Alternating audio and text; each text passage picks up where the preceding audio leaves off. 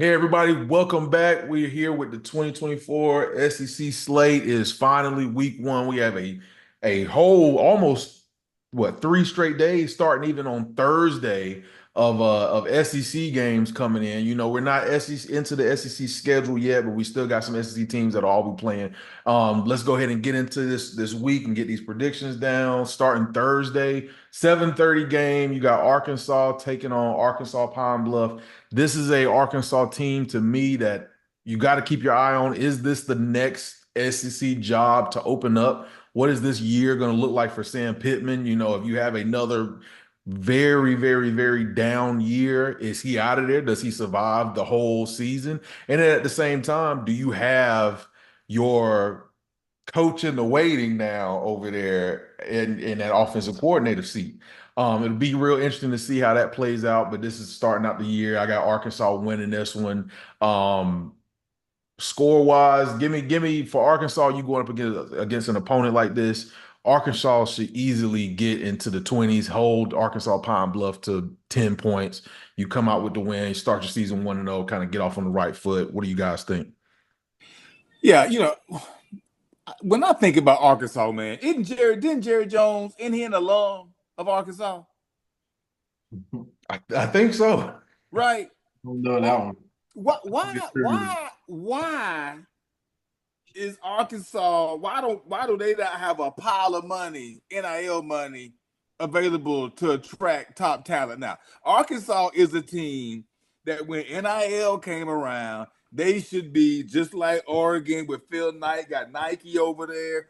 Arkansas should be blazing the trail right now with the money that they got potentially that could come into their program. Arkansas is gonna win this football game 42-10. I'm a big fan of Sam Pittman. I just don't know why they are where they are. They're about to get left. They're about to get left in the SEC, right? 42-10 Arkansas. Yeah. Arkansas is fighting for their relevancy when it comes to the SEC.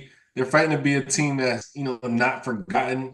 I think a lot of the traditions in the past have gone to the wayside. I think a lot of things that they plan to get done have been horse shit. So I think when you think about what they're going to do this season, I think it's going to be a lot of the same when you think about losing. I think that they got to start this season off strong. So this is going to be a good time to start off strong. But when you think about their schedule, the opponents they're going to face, they just don't have enough in the tank.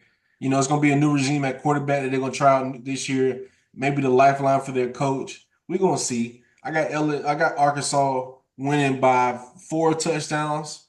I got maybe it being 35-7, something in that range right there. But I don't think it's going to be something that a lot of people are going to put their eyes on. I think it's something that you want to keep your eyes away from and just stay safe and watch some of the bigger games. I know it's on Thursday. We got Colorado playing.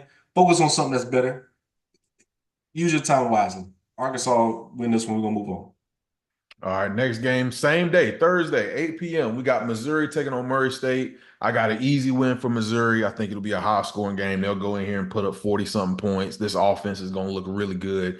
I want to pinpoint something real quick while we're on Missouri. Missouri is an interesting team because people are saying, are they in that bubble range of making that 6 to 12 slot in the college football playoff?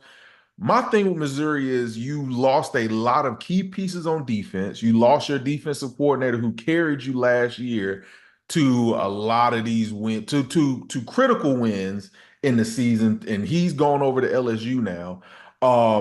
You go back and look at their season last year. You had a skate ball win against Kansas State that took a 60-something yard field goal to win that game. You held on to against Memphis. You went in a shootout with LSU where you kind of had the game and then you let LSU kind of just take off on it. And then you kind of you did what you were supposed to do, and then you, for whatever reason, when you played Florida, you won by 2, where you had to go get a field goal late in that game also. What version of Missouri will we see this year? Because I feel like we're at the point now. They're gonna win this game easily, but what version of Missouri are we gonna see? We've seen them flash. where they look good. They're like, hey, they're there. They finally got it. They got all the pieces. They got the recruiting down. Everything's going well.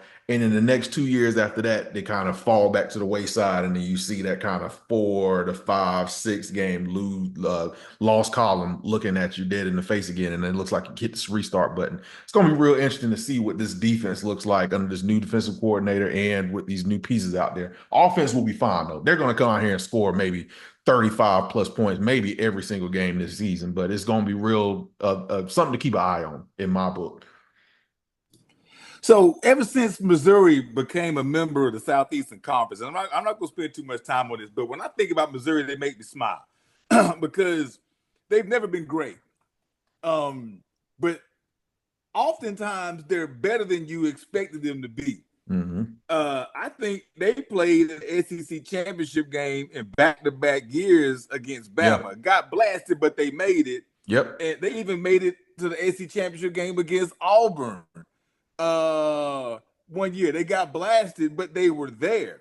Now look at them, just like you said, Van, at the beginning of your conversation. Like people talk about them possibly being in the playoff. How is that? How did Missouri get to the point to where they're almost as consistent, if not more than Kentucky in what used to be the SEC East? You can almost count on Missouri to be there now. How did that happen? They're like the SEC Cinderella story, if you ask me, because you almost can't count them out. They're going to win this game hands down. I appreciate the fact that they have taken a liking to the offensive side of the ball. They got a quarterback that will play in the NFL one day. Defense is going to be a question mark, but when it's all said and done, they somehow just kind of figure out some kind of way to put a good team on the field. And, when we used to think about them being a lesser team than Arkansas, not anymore. You go and look at the teams in the SEC right now. You go 1 to 14. You're going to put Missouri somewhere in that 6 to 8 range. And a couple of games bounce this way or that way, the long field goal here, the 2-point win over Florida. Now you find yourself in the top 10 at the end of the season. This is Missouri, y'all. I'm just kind of a fan. I like them. They're going to win this game. Let's go, Missouri. All right, to answer 2 questions. Van, you said, what is Missouri going to look like this year? They look like a Nissan Altima. Something we've seen before. Sean, you said, why is Missouri in the conversation? It's because of preseason skepticalism. It's just people that's just overhyped, over true nothing. To me, they got a second-round QB that's impressive in a weak class. And they got a top, to me, 20 receiver. Those type of things right there are going to create flash around your conference or flash around your team. But to me, the SEC nowadays is just too powerful. I think the wins that they would have got last year to make their schedule look a little bit better, they're not going to get this year because the gauntlet that you have to go from week in to week out. And I think Missouri is a team that can upset somebody if the right atmosphere comes. And I think in a season like college football season can be, they're going to have those moments. But to me, I've just seen enough, and I've seen against basic teams like the Kentuckys, like the Arkansas, like teams that they should beat. Those are the kind of teams that they like to, keep things close around and make it interesting. But when you go against the top Bear teams, like last year was against Georgia, we thought it was really going to do something. This year it's going to be Alabama, and they got Texas A&M on their schedule on away games. It's going to be what can you do in the big time moments, and those are going to be the moments that Missouri disappoints you the most. So I'm sorry, Mizzou fans. We've seen this route before. It is a hoopty that nobody needs in their life again. We just need Missouri just to lay down, take the L's when you need to take the L's to make other teams look better, and you probably end the season with a top 25 rating. That's great. A good bowl game, that's great. Draft players, that's great. But we don't need you carrying any significant hardware just because it's not entertaining. So I think Missouri is going to win this game. I think they're going to win it by multiple touchdowns. I think it's going to be flash. I think it's going to be stat padded. But I don't think it's anything that's going to be really hold weight when it comes to the rest of the season. We're going to see them down the line in big-time games and big-time moments. LSU by 3 touchdowns. Missouri by 3 touchdowns. All right, moving on. We're going to Friday. We get one game on Friday. That's 7 o'clock. We got Oklahoma taking on Temple. I'm not going to harp too much on this one. Oklahoma is looking like right now the line is sitting at they're supposed to be 42.5 point favorites in this game. I think it'll be over quick. I don't think there'll be much to discuss. Their first game of the season. They'll take care of it fairly simple. I want to see what this offense looks like with this quarterback. Um, to kind of harp on what they're looking at going forward because their first real test, I think, is going to be when they come and Tennessee comes to town to play them. I think before then they're going to be good, but Oklahoma takes this one fairly easy. Oklahoma, you are in the SEC, and I have to acknowledge that. But you're very new. You're going to win this game by at least 3 touchdowns. Oklahoma with the victory. I'm out. Yeah, it's going to be a big test for Oklahoma in the aspects of I think their season's all going to be about momentum. Temple is a great team to get the most momentum you could possibly get out of. I think they're going to have to gain a rolling steam and really try to keep that steam going for as long as they can while they go through some of these big time opponents because Oklahoma has a very tough schedule, in my opinion. And I don't think it's anything that anybody should laugh about or anything like that. So to me, these type of games, you need to win it big, you need to win it fast, you need to win it healthy. Those are three main points I want Oklahoma to stand on, and we're gonna see them in the next couple of weeks because their schedule is gonna be something to talk about. We're gonna talk about them a lot in the SEC for year number one for Oklahoma. So I got them winning by 3, 4 touchdowns. I got under 42 to me is a lot in the first week. So I think you see a lot of penalties, a lot of mistakes happen like that. So I don't think it's gonna be that much, but we'll see what they got. Let's go Sooners. All right, moving on. We're moving into Saturday. Finally, we got our full Saturday slate of games. We already hit on Georgia. You can see that in another video, but we're gonna kick this off with Vandy at home taking on Virginia Tech. I think for this season for Vanderbilt it is scheduled as normal as they've been doing the last couple of years. Give me Virginia Tech 2, maybe 3 touchdown victory over Vandy. Another down year for Vandy. Hey, it's tough out there. I don't think they. I think they stadium still ain't even done. I think they still got cranes in the end zone building whatever they building out there. Hey, just hang on, y'all will get there one day. Yeah, Virginia Tech wins this one. I give them they win by 17. I was in Nashville 2 weekends ago. They're adding a total of 12 seats. Okay. 12. And it ain't even done yet. Okay. Listen, I applaud them for scheduling Virginia Tech early. Maybe you'll grab, a little buzz for that. But, Virginia Tech really big in this game. I have zero faith in Vanderbilt and their new stadium. And Nashville for all that. Virginia Tech real big. Marcus Vick, Michael Vick.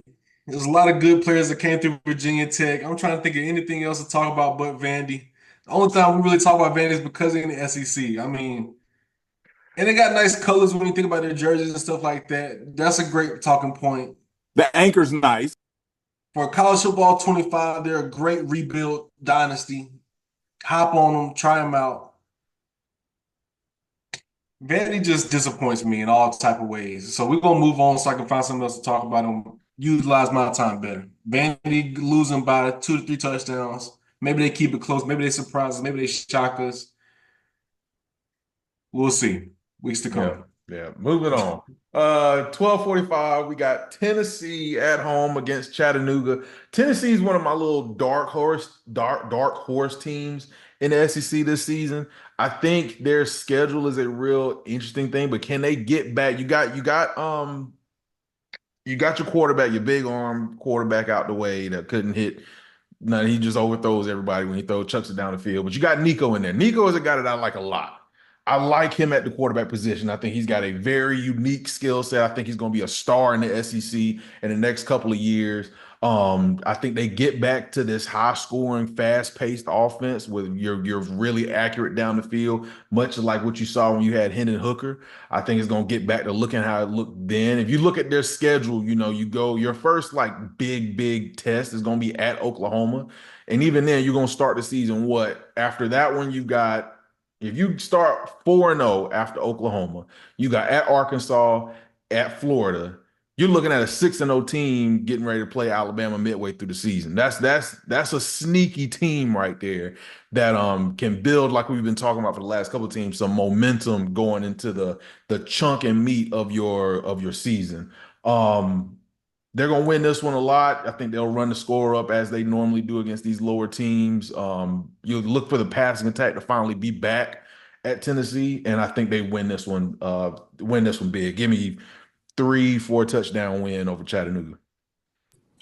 Hey, I applaud Tennessee for scheduling a lower opponent in state. Right? Let's help. Let's let everybody eat in state. Right? Just because you Tennessee don't mean you're the only one that can eat steak. Right? Let Chattanooga eat steak one night after they get this payday from this game, because that's really all it's going to be. I'm really, I was really high on Tennessee last year, and they really disappointed me. I don't know I don't know where Heupel went. I mean, I know he went wrong, but I don't think he'll make those same mistakes this year. Uh, I'm trying to figure out whether Josh Heupel is an elite coach or not, and this is going to be the year that determines that, whether he's in that particular class or not. So, Josh Heupel, knowing his pedigree, knowing where he came from, he's supposed to be a quarterback whisperer, all this good stuff. He didn't do it last year. If he does it this year, he can get that back. But Josh Heupel needs to be this type of coach for Tennessee to be what they can be. What you saw in the year where they beat Bama, that was about as good of an offensive team as you could put on the field. He needs to get that back, because that's what we really remember him for, was what he did back then. So does this happen? Does he begin to get back on that trail again? He'll show it this weekend, because he's going to obliterate Chattanooga. But I'm interested to see whether Josh Heupel is an elite coach in the Southeastern Conference or not. And we'll know it by the end of this season. Yeah, I think the answer to that question is a no when it comes to elite coaches. I think Heupel is a quarterback's coach, but I don't think that he has the consistent record to really show his elite status. Now, he can become elite, but I think when you think about elite coaches, I think one of the fascinating facts about it is they all transcend quarterbacks. From one to the next, they always have a good one in their arsenal. From Hendon Hooker to you miss with Joe Milton, and now you got Nico. I think it is a time to get on the right path with Nico. And I think as long as you keep things simple, you will be on the right path with Nico. But I think Heupel can mess up what this team can be by trying to do too much and trying to be too fancy and trying to be too fast and trying to just be too outlandish with a team talent-wise that you really don't need to be like that. This team is going to be more talented than 90% of the teams they go up against. It's going to be, can you be in the game? Can you not make mistakes that's going to put your team too far behind the eight ball? So to me, I think exactly like Van said, this is the sleeper team of the SEC. A couple good kicks in their direction, this team is undefeated going into Bama, and Bama's got to come to them. With a team that's without Nick Saban and without Bryce Young down there and have play his might and still lose like they did in a couple of seasons ago. So you got to think Tennessee's in the prime position with a favorable schedule. You maybe got 2 or 3 away games, and if you win, you might be looking at an SEC championship bid. So you got a lot of things going for this type of team, and a quarterback who I think had enough time to sit to now show everything he's got for 2 seasons. And I think it's going to be something that a lot of teams are not going to be able to handle when it comes to what Nico is going to be able to throw at him with that ball. He's going to be a true pinpoint accurate quarterback, and I think it's going to be kind of along the lines of what Trevor Lawrence was with Clemson in those few years. Somebody that can do both, run the ball and put it on the dot and on the money. It's just something that college football at this point in time is not ready to see or ready to face. So it's a team that's going to be very, very dangerous, and I think this week is their start time to see how long this track meet can go. I think they win this game by 5 to 6 touchdowns. I think they could put up 50 points against this team and not look back. So I think it's going to be a team for 3 quarters. We're going to see the starters play as much as we can. I think they're going to be explosive. I think they're going to be dominant. And on the defense end, I think they're going to be really at a blitz standpoint, trying to get to the quarterback and really take advantage of this team. So Tennessee, we're going to have a lot to watch with y'all. This is the time for your shows. What you got week 1? All right, moving on. We at the 3:30 slot. We got Texas at home taking on Colorado State. This is the SEC, season debut for Texas.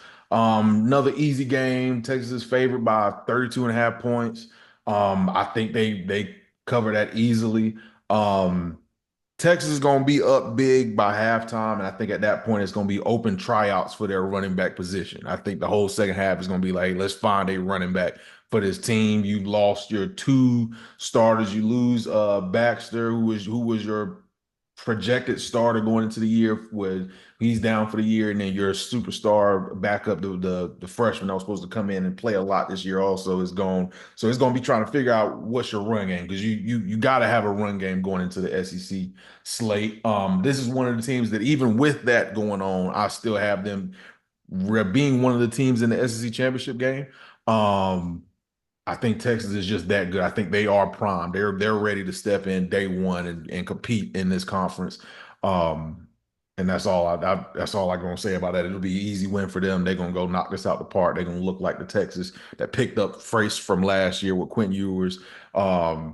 Maybe get a Manning sighting in here, second half ish. Get some flash. Get some, maybe a little controversy coming in. Who does he need to start yet? Which I don't think that's the case. But definitely gonna be an easy win for them. They're gonna go knock this out the park. Sark has this program set to be successful for the next 3 years. Easy. I'm talking about successful. I'm talking about like national championship potential. That this kind of thing. The best thing that Texas opponent got going for them this weekend is not going to be 125 degrees. Okay, I think rain's actually in the forecast on Saturday, which is a beautiful thing. On a late August, early September weekend, you trying to play football in Austin, Texas. I sat in it one time. I can't imagine playing in it as a player. It's miserable. The Texas players are used to it. They practice in it every day. They want people to come into Darrell K. Royal and basically melt away as the game goes on, as they continue to punish you and pound you for 4 quarters of football. This is going to be a shamockery. I'm a fan. Let's go UT. Let's take it home. So I want to look at trends. I think the trends in the SEC for the past 10 to 15 years have been interesting. When you think about the trend that Alabama went on from the team that they started off when Nick Saban first got there to where they ended up when Nick Saban left, to now transitioning to Georgia, the team that started before Kirby Smart got there, still a big-time school, but wasn't on the trajectory they are now. I think Texas has the chance to be the 3rd team in that pattern. To me, they're going to be on a trajectory of either they're going to be like a Georgia, Alabama, or they're going to be like a LSU, Ole Miss. And I think the one thing that LSU didn't do in this situation is hire an Alabama head coach, which is always going to be an LSU mistake.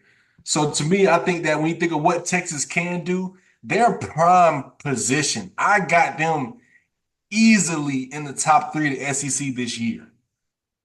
Even with the running back issues, I think they have an experienced quarterback and QB depth. I think they have one of the top 2 creativity head coaches when it comes to play calling in the country. And I think they have an overall team around them that is built to last in the SEC.